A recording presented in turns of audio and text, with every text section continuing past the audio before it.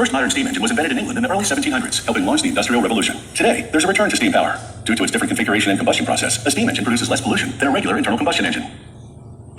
This steam engine burns fuel in an external combustion chamber.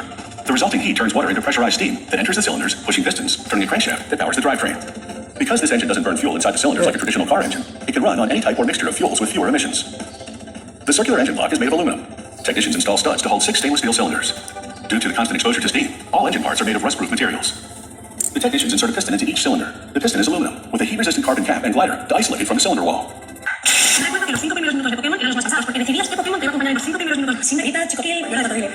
They connect the piston rods to the crankshaft in the center, with a specially designed component called a spider bearing. This bearing is designed to modify the piston stroke, producing a smoother rotation of the crankshaft and more power to the engine.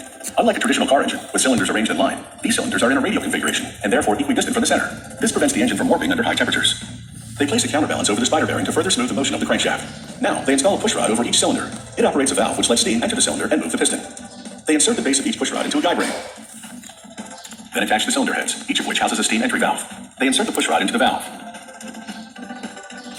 Then, to complete the engine assembly, they install the cam, which pushes the push rods as the shaft spins. The factory hooks up every completed engine for a couple of rounds of